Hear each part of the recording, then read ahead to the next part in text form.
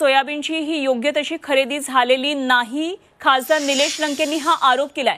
खरेदी मुदतवाढीसाठी संबंधित मंत्र्यांना पत्र देणारे आणि मुदतवाढ न दिल्यास लंकेंनी आंदोलनाचाही इशारा दिलाय। सोमवारी संसदेच्या प्रवेशद्वारावर आंदोलन करणार असल्याचं निलेश लंकेंनी सांगितलंय। 8 दिवसांच्या मुदतवाढीमुळे काहीही होत नाही, शेतकऱ्यांना मोकळेपणा हा दिला पाहिजे असं लंकेंनी वक्तव्य केलंय। शेतकरी राजा हा अन्नदाता आहे आणि तो सुखी राहिला तर देश सुखी राहणार आहे असंही निलेश लंके यांनी म्हटलंय। पण अद्यापपर्यंत ज्या पद्धतीने सोयाबीनची खरेदी होणं आवश्यक होते ती झालेली नाही।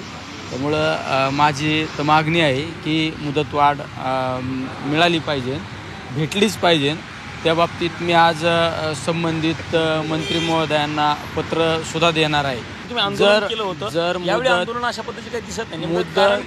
मुदतवाढ जर दिली नाही तर सोमवारी संसदेच्या दारात मी सुद्धा आंदोलन करणार आहे।